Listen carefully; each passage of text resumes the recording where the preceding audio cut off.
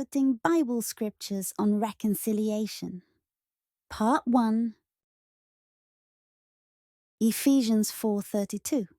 Instead, be kind to each other, tender-hearted, forgiving one another, just as God through Christ has forgiven you. 2 Corinthians 5:18. And all of this is a gift from God, who brought us back to himself through Christ. And God has given us this task of reconciling people to him. Romans 5:10.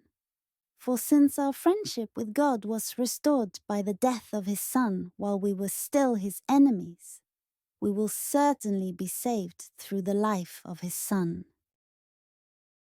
Colossians 1:20. And through him, God reconciled everything to himself. He made peace with everything in heaven and on earth by means of Christ's blood on the cross. Hebrews 12:4. After all, you have not yet given your lives in your struggle against sin.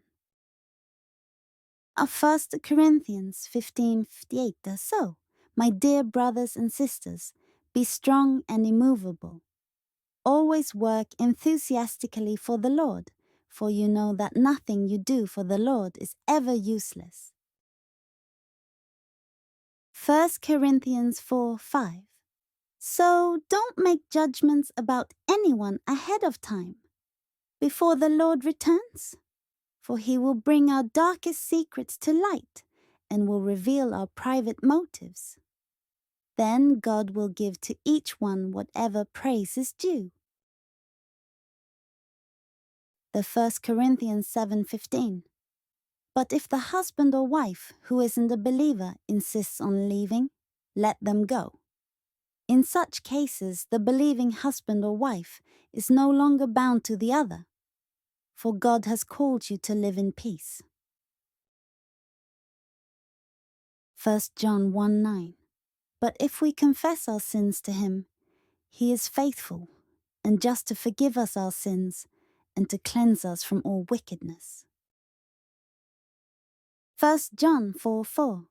But you belong to God, my dear children.